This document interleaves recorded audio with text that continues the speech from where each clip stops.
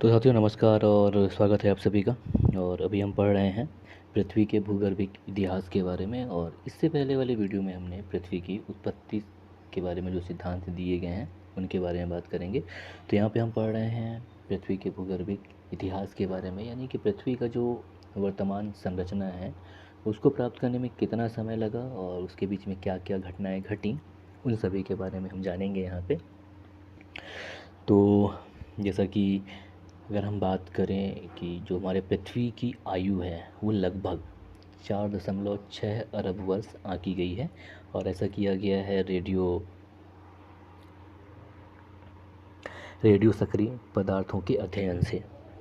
और अगर हम बात करें तो वर्तमान समय में पृथ्वी के इतिहास को कई कल्प या एरा में विभक्त किया गया है और इन कल्प को पुनः युगों में विभाजित किया गया है। और ये जो युग हैं या एपोच हैं इनको भी छोटे छोटे उप विभागों में विभक्त किया गया है, जिसे कि पीरियड या शक कहा गया है। और जो प्रत्येक शक है उनकी भी समयावधि निर्धारित की गई है। और इसके अलावा ये जो हम यहाँ पे पृथ्वी के भूगर्भिक इतिहास की बात कर रहे हैं, यहाँ पे हम जो भी जीव और वनस्पतियों का जिस क्रम से विकास होता गया और जैसे पर्वतों का निर्माण हुआ उन सभी का भी वर्णन हम यहाँ करेंगे। तो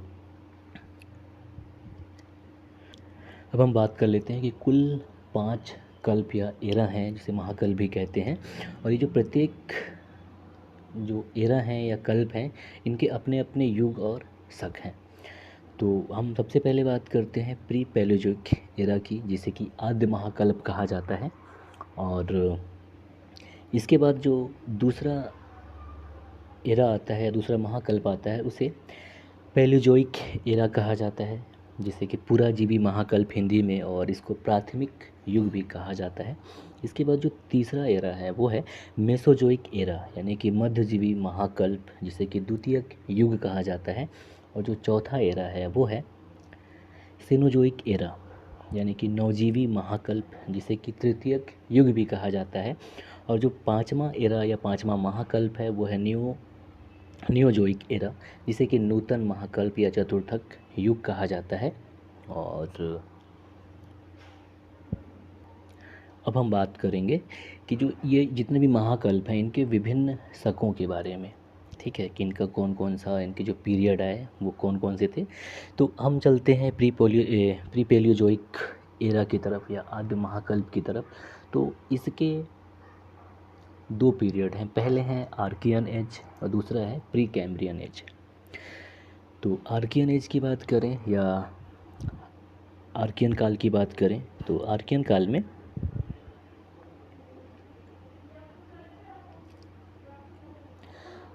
जैसा कि बताया आपको इसके दो पीरियड हैं, पहला है आर्कियन एज और दूसरा है प्री कैम्ब्रियन एज। तो आर्कियन एज की बात करें तो इस समय जो घटना घटा ये था कि जो पृथ्वी के चारों ओर वाष्पों का विशाल जो मात्रा था, जो चारों तरफ फैले थे, वो संघनित हुए और जल का निर्माण हुआ। यानी कि इस समय आर्कियन या एजोइक पीरियड में चारों तरफ जल ही जल था। साथ ही साथ इस समय ये जो समय था, ये जो आर्कियन या एजोइक पीरियड था, इस समय भूपर्पटी की भूपर्पटी की जो पृथ्वी की जो भूपर्पटी थी वो बहुत ज़्यादा ठंडी हो गई थी और इसकी वजह से ही महाद्वीपों का निर्माण हो सका और जो ज्ञात जीवन था ये शुरू इस समय हो सका। इसके अलावा इस समय वातावरण में मुक्त ऑक्सीजन की कमी थी और इस समय सिर्फ आग्नेय चट्टान ही पाई जाती हैं। इसके अलावा ये जो आर्कियन काल के जो सेल हैं या जो पत्थर हैं उसमें जीवाश्मों का पूर्णतः अभाव है। इसके लिए इसको एजोइक काल या प्राग जैविक काल भी कहा जाता है। और इस समय जो चट्टान पाए गए हैं उनमें ये पाए जाते हैं ग्रेनाइट और नीस की प्रधानता है, जिसमें सोना और लोहा जैसे तत्व पाए जाते हैं। और इसी काल में कनाडियन व फेनोस्कैंडिया शील्ड निर्मित हुए हैं। तो सवाल यहाँ से ऐसे पूछे जा सकते हैं कि कनाडियन या फेनोस्कैंडिया शील्ड किस काल में निर्मित हुए या कब हुए, तो आर्कियन एज में हुए। ठीक है, तो इसी टाइप से सवाल पूछते हैं जितने भी पेपर वगैरह हैं और लगभग कुछ ना कुछ एग्ज़ामों में जो पृथ्वी की भूगर्भिक इतिहास है इनसे सवाल पूछ लिए जाते हैं। तो हम अब बात कर लें प्री कैम्ब्रियन काल की। तो जो ये प्री कैम्ब्रियन काल है इसमें क्या था कि इस समय में जो रीढ़ विहीन जीव हैं, यानी कि ऐसे जीव जिनका रीढ़ नहीं हो, यानी कि अकशेरुकी, उनका प्रादुर्भाव हो गया था। इसके अलावा इस समय जो महासागर था वो गर्म था, तो ऐसे समय में नर्म त्वचा वाले जो जीव थे उनकी उत्पत्ति हो गई थी। और इस समय जो स्थल का भाग था, यानी जो थल भाग था, वहाँ पे कोई जीव नहीं था। और भारत के संदर्भ में प्री कैम्बियन काल में ही अरावली पर्वत व धारवाड़ क्रम के चट्टानों का निर्माण हुआ था। तो कभी कभी सवाल आता है कि अरावली पर्वत का निर्माण किस काल में हुआ, तो ये प्री कैम्बियन काल में हुआ था, तो ये ध्यान रखिएगा। ठीक है। इसके बाद जो दूसरा महाकल्प है जिसे हम पेलियोजेइक एरा कहते हैं, तो इसके पीरियड की बात कर लें तो इसमें 5 इसके पीरियड हैं, सॉरी 6 पीरियड हैं, इसके 6 काल हैं। पहला है कैम्ब्रियन, दूसरा आर्डोसिवियन, तीसरा सिल्यूरियन, और चौथा है डिवोनियन, और पांचवा है कार्बोनिफेरस, और छठवां है परमियन युग। तो अब इनका डिटेल्स की बात कर लें। ये जो पुराजीवी महाकल्प या पेलियोजेइक एरा, जिसे कि प्राथमिक युग भी कहा जाता है, तो इसका जो उपभाग है वो पहला है कैम्ब्रियन एज। तो कैम्ब्रियन एज की बात करें तो इस समय क्या हुआ, परतदार शैलों का विस्तार हुआ। इसके अलावा इस काल में जीवन के रूपों का तेजी से विविधीकरण हुआ, जिसे कि कैम्ब्रियन विस्फोट के रूप में जाना जाता है। तो कभी कभी सवाल ये भी आ जाता है कि कैम्ब्रियन विस्फोट क्या है। तो जो जीवन के रूपों में जो तेज़ी से विविधीकरण हुआ उसे ही कैम्ब्रियन विस्फोट के रूप में जाना जाता है। और इस समय क्या था कि जो समुद्र है इसने पृथ्वी के बहुत सारे हिस्से को ढक कर रखा था, और कैम्ब्रियन काल में ही पहली बार स्थल भागों पर समुद्रों का अतिक्रमण हुआ, यानी कि जो समुद्र हैं वो पृथ्वी की ओर बढ़ने लगे, यानी कि अतिक्रमण किया इन्होंने। और जो सेंडिमेंट्री सेल हैं, यानी कि जो अवसादी सेल हैं, उनका निर्माण कैम्ब्रियन काल में ही हुआ। इसके अलावा भारत में जो विंध्याचल पर्वतमाला है उसका निर्माण कैम्ब्रियन काल में हुआ। और पृथ्वी के ऊपर इसी काल में, कैम्ब्रियन काल में ही सबसे पहले वनस्पति और जीवों की उत्पत्ति हुई। और ये जो जीव थे ये बिना रीढ़ की हड्डी वाले थे। और इसी समय यानी कि कैम्ब्रियन काल में ही समुद्री घासों की उत्पत्ति हुई। ठीक है। इसके बाद जो पुराजीवी महाकल्प का समय की बात कर ले, कैम्ब्रियन एज के समय की बात कर ले, तो इसका जो समय था वो 60 करोड़ से 50 करोड़ वर्ष पहले था। और पुराजीवी महाकल्प का जो दूसरा पीरियड है जिसे कि ऑर्डोविशियन एज कहा जाता है, ऑर्डोविशियन एज की बात कर लें या, तो इस समय क्या था, आज की तुलना में लगभग 100 गुना अधिक उल्कापिंड पृथ्वी से टकराए थे, यानी कि उस समय उल्कापिंड बहुत ज़्यादा गिर रहे थे। और इसके अगर हम समय की बात करें तो ये समय 50 करोड़ से 44 करोड़ वर्ष पूर्व की घटना है, ऑर्डोविशियन। तो इस समय क्या हुआ था कि जो महासागरीय वनस्पति हैं उनका विस्तार हुआ, और समुद्र में रेंगने वाले जीवों का उत्पन्न हुए। और इस समय स्थल भाग में कोई भी जीव नहीं थे। ठीक है। इसके बाद जो इसका तीसरा पीरियड है पैलियोजेइक एरा का, वो है सिल्यूरियन एज यानी कि सिल्यूरियन काल। तो इसका समय की अगर हम बात करें तो ये 44 करोड़ से 40 करोड़ साल पहले की बात है ये। तो सिल्यूरियन काल में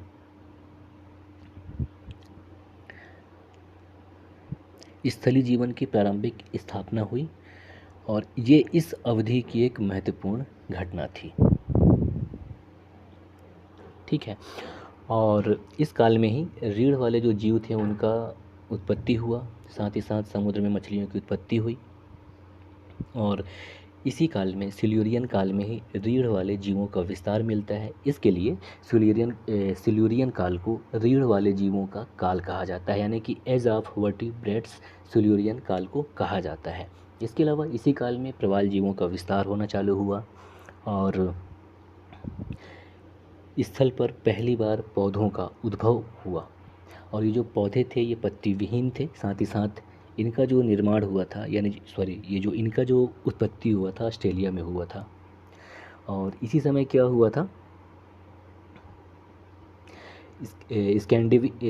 स्कैंडिनेविया और स्कॉटलैंड के पर्वतों का निर्माण हुआ। और ये जो घटना हुआ इसको ही कैनेडियन हलचल कहा जाता है। तो जो कैनेडियन हलचल से सवाल पूछा जाता है कि कैनेडियन हलचल क्या है, तो असल में इसमें हुआ ये था कि स्कैंडिनेविया और स्कॉटलैंड का जो पर्वत का निर्माण की प्रक्रिया को कैलिडोनियन पर्वतीय हलचल कहा जाता है। तो उसका संबंध सिल्यूरियन एज से ही है या सिल्यूरियन पीरियड से ही है। और पुराजीवी महाकल्प का जो चौथा उपभाग है या जो चौथा पीरियड है उसकी बात करें तो वो है डिवोनियन एज, जिसका समय 40 करोड़ से 35 करोड़ के मध्य पूर्व था। इसके अलावा डिवोनियन काल का जो प्रमुख घटना था वो ये था कि इस समय की जो जलवायु थी समुद्री जीवों खासकर मछलियों के लिए सबसे अधिक अनुकूल थी। और इसी समय शार्क मछली का भी आविर्भाव हुआ, यानी कि शार्क मछली डिवोनियन काल में उत्पन्न हुई। और डिवोनियन काल को मत्स्य युग यानी कि फिश एज के रूप में भी जाना जाता है। और इसी समय डिवोनियन काल में ही उभयचर जीवों की उत्पत्ति हुई। साथ ही साथ इसी समय फर्न वनस्पतियों की उत्पत्ति हुई और जो पौधे थी उनकी ऊंचाई 40 फीट तक हो गई। और इसी समय ज्वालामुखी क्रियाओं का होना चालू हुआ। ठीक है। और इसका जो नेक्स्ट पीरियड है जिसकी हम बात करें तो वो है कार्बोनिफेरस एज। तो अब पेलुजाइक एरा के ही यानी कि पुराजीवी महाकल्प के हम कार्बोनिफेरस एज की बात करें या कार्बोनिफेरस काल की बात करें तो इस समय क्या हुआ था कि जो उभयचर थे उनका विकास और विस्तार काफ़ी तेज़ी से हुआ। इसके अलावा इस समय जो रेंगने वाले जीव यानी कि रेप्टाइल्स थे उनका भी स्थल पर आगमन हुआ। और कार्बोनिफेरस का महत्व इस बात में ज़्यादा है कि जो इस समय जो पेड़ थे उनकी ऊंचाई काफ़ी बढ़ गई थी, लगभग 100 फीट तक ऊंचे हुए ये। और ये जो काल है कार्बोनिफेरस काल, ये बड़े वृक्षों का काल कहलाता है। तो इस समय क्या हुआ, जो ये पेड़ बने, तो जब ये पेड़ जो थे बहुत बड़े बड़े, तो इनका इस समय कुछ भ्रंश का भी निर्माण हुआ जिसमें ये पेड़ों के दब जाने से गोंडवाना क्रम के चट्टानों का निर्माण हुआ और जिसमें कोयले के व्यापक निक्षेप मिलते हैं। तो ये जो कार्बोनिफेरस युग है ये स्पेशली कोयले के लिए जाना जाता है, यानी कि इसी समय के जो बड़े बड़े वृक्ष थे उनके नीचे दब जाने से कोयलों का निर्माण हुआ। इसके अलावा कार्बोनिफेरस युग को बड़े वृक्षों का काल भी कहा जाता है। उसका समय की अगर हम बात करें तो ये 35 करोड़ से 27 करोड़ वर्ष पूर्व पहले की बात है। और आगे बढ़ते हैं तो जो पेलुजैक एरा यानी कि पुराजीवी महाकल्प का जो अंतिम पीरियड है या जो अंतिम शक है उसका नाम है पर्मियन काल। तो इसमें क्या है कि इसका जो समय है वो 27 करोड़ से 22.5 करोड़ पहले की घटना है ये। और इस समय हर्सिनियन पर्वतीकरण हुआ था। और इसी समय भ्रंश के निर्माण के कारण ब्लैक फॉरेस्ट जो कि जर्मनी में स्थित है और वासजेस जो कि भ्रत्तोंस जो पर्वत है जिसका निर्माण भ्रंश क्रिया के कारण हुआ, तो जो वासजेस पर्वत है ये जर्मनी और फ्रांस में विस्तारित है, इनका निर्माण हुआ। साथ ही साथ स्पेनिश मेसेटा अल्ताई, तो अल्ताई जो कि रूस, कजाकिस्तान, मंगोलिया एवं चीन तक विस्तारित है, और अल्पेशियन जो कि यूरोप में है। और ये जो पर्वत हैं इनका भी इस काल में निर्माण हुआ। इसके अलावा जब बहुत ज़्यादा भ्रंशन हो रहा था पर्मियन युग में, तो इसी के कारण जो आंतरिक झील थे उनका वाष्पीकरण हुआ और जिसकी वजह से पृथ्वी पर पोटास के भंडारों का निर्माण हुआ। तो जो पृथ्वी पर पोटास के भंडार पाए जाते हैं उसके होने का वजह यह है कि जो पर्मियन युग में जो आंतरिक झील थे उनके वाष्पीकरण से पोटास का निर्माण हुआ, है ना। और अब चलते हैं हम मेसोजोइक एरा की तरफ। तो मेसोजोइक एरा के 3 पीरियड हैं। पहला है ट्रियासिक पीरियड, दूसरा जुरासिक पीरियड और तीसरा है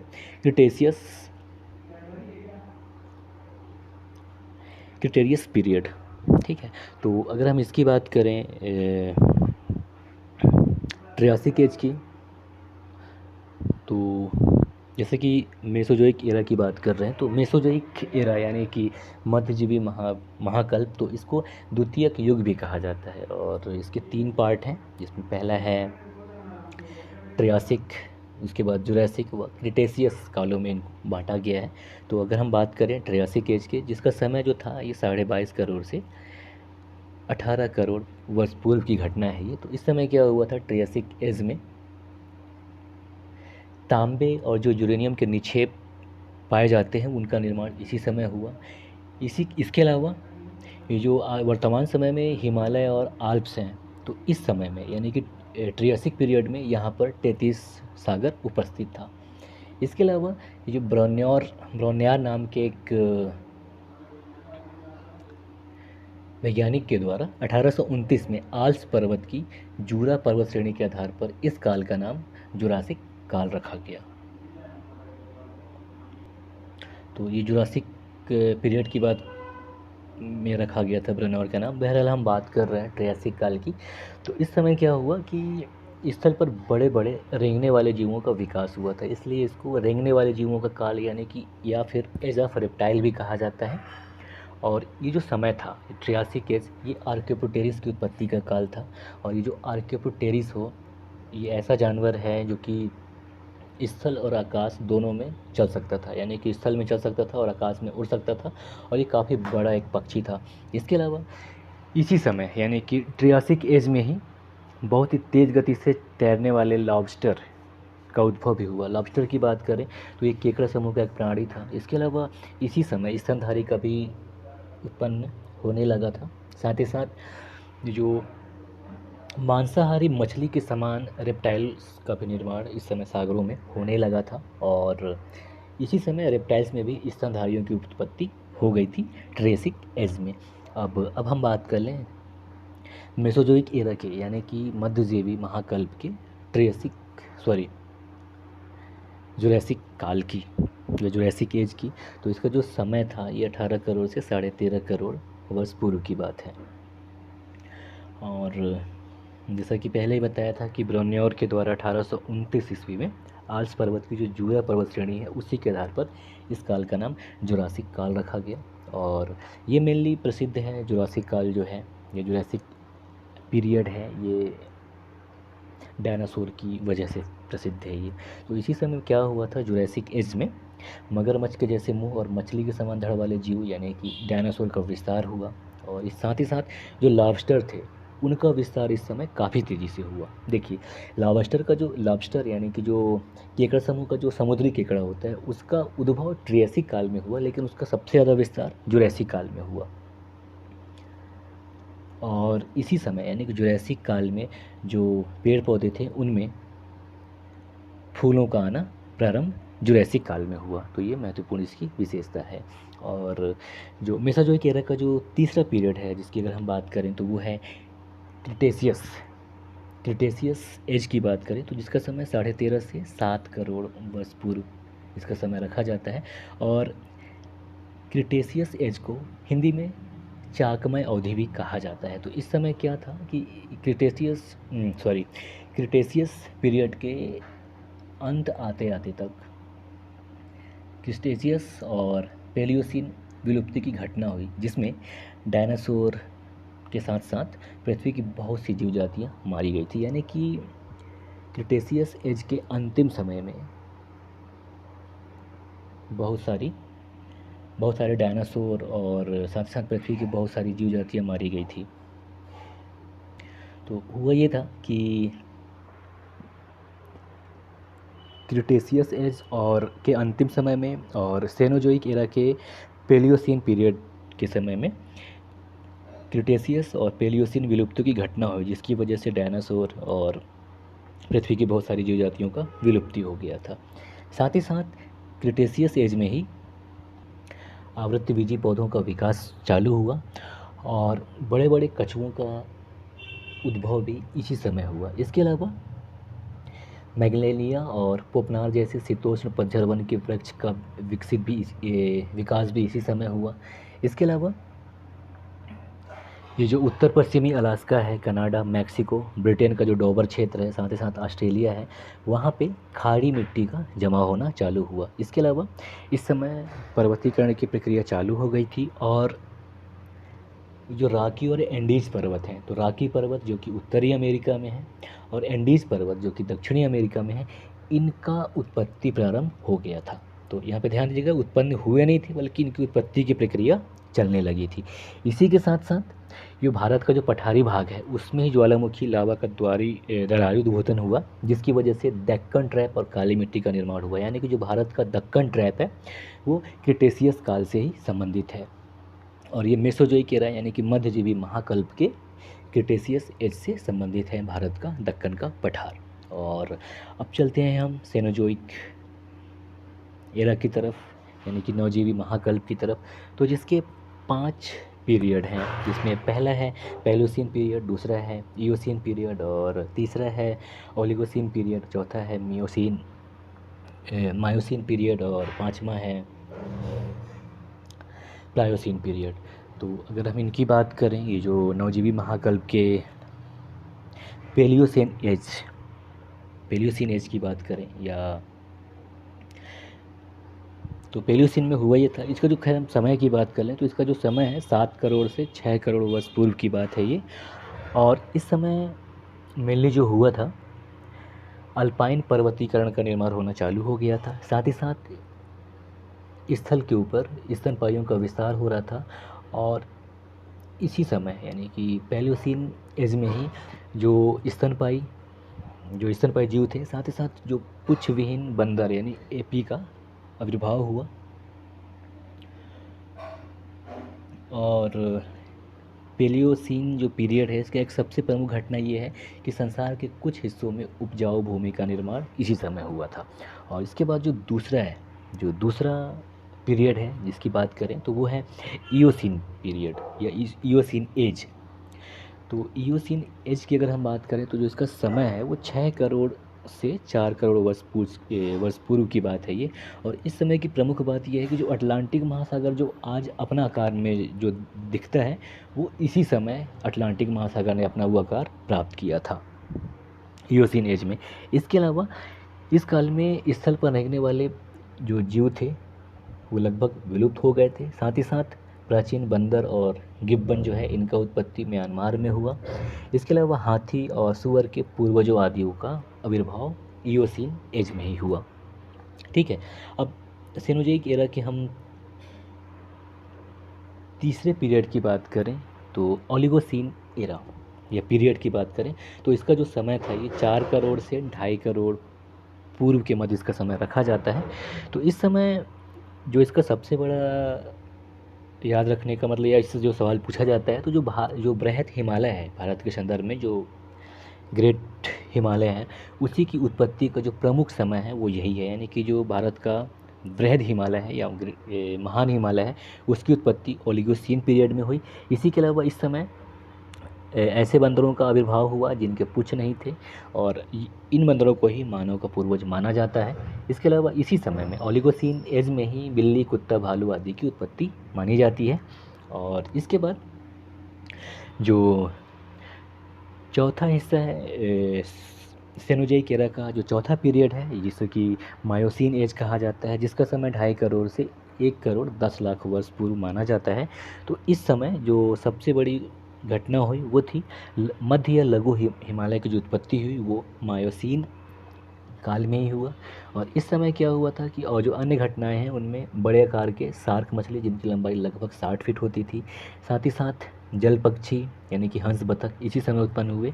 और जो हाथी हैं उनका विकास भी मायोसीन एज में हुआ। और मेनली जो मायोसीन फेमस है वो इसलिए क्योंकि इसी समय भारत के संदर्भ में मध्य या लघु हिमालय की उत्पत्ति हुआ। और इसके बाद जो सेनोजोइक एरा का या नवजीवी महाकल्प का जो 5वां पीरियड है जिसे कि हम प्लायोसीन एज या प्लायोसीन काल कहते हैं, उसकी बात करें तो जो शिवालिक पर्वत श्रेणी है भारत के संदर्भ में उसकी उत्पत्ति प्लायोसीन एज में हुई। और इस काल में प्लायोसीन काल में जो है कि जो स्तनपायी थे उनकी संख्या में कुछ ह्रास हुआ, साथ ही साथ शार्क का इस समय खात्मा हो गया, और जो मानव थे उनका पूर्वज का विकास हुआ। और जो उत्तरी विशाल मैदान है उसका निर्माण इसी समय हुआ प्लायोसीन एज में। ठीक है, इसके बाद जो अंतिम जो भूगर्भिक अवधि है उसकी बात करें तो वो है नियोजोइक एरा या नूतन महाकल्प, जिसे कि चतुर्थक युग भी कहा जाता है। तो इसके दो पीरियड हैं, पहला है प्लीस्टोसीन एज और दूसरा है होलोसीन एज। और प्लीस्टोसीन एज की अगर हम बात करें तो प्लीस्टोसीन एज जिसका समय है 10 लाख से 10,000 वर्ष पूर्व तक ये काल चला, प्लास्टोसीन काल। और इस समय क्या हुआ, ये प्लेस्टोसीन एज है इसको हम हिमयुग के नाम से भी जानते हैं। साथ ही साथ इस समय क्या हुआ कि इस अवधि में या इस समय में तापमान कम हुआ, जिसकी वजह से करीब करीब जितने भी महाद्वीप हुए सभी बर्फ़ से ढक गए, जिसमें सभी महाद्वीप लगभग शामिल थे। और इसी समय प्लीस्टोसीन काल में ही यूरोप में 4 हिमयुग देखे गए, जिनके नाम हैं गुंज, मिंडेल, रिस और वुर्म। और ये जो उत्तरी अमेरिका के जो ग्रेट लेक्स हैं तो उनका जन्म इसी समय हुआ, यानी कि प्लीस्टोसीन एज में ही, यानी कि नियोजोइक एरा के प्लास्टोसीन एज में ग्रेट लेक्स का जन्म हुआ। साथ ही साथ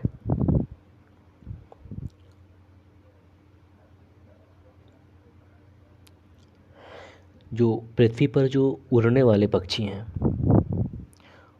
उनका उत्पत्ति इसी समय से माना जाता है। साथ ही साथ जो मानव और जो अन्य स्तनपायी जीव हैं जो वर्तमान स्वरूप में दिखते हैं वो इसी काल में विकसित हुए। इसके बाद जो अंतिम है नियोजोइक एरा का पीरियड होलोसीन एज, जिसका समय है 10,000 से वर्तमान समय तक, तो जिसे अभिनव काल भी कहा जाता है। तो इस समय क्या हुआ कि तापमान में वृद्धि हुई, जिसके कारण जो प्लास्टोसीन काल में जो बर्फ़ जमा था उसकी समाप्ति हो गई। साथ ही साथ विश्व की इससे वर्तमान दशा प्राप्त हुई जो अभी भी जारी है। और तो अब क्या हुआ कि जो मनुष्य है वर्तमान जीव अवस्था को प्राप्त कर किया, फिर इस तरह पर मनुष्य ने कृषि कार्य चालू किया और पशुपालन आरंभ किया और वर्तमान समय में हम हैं अभी।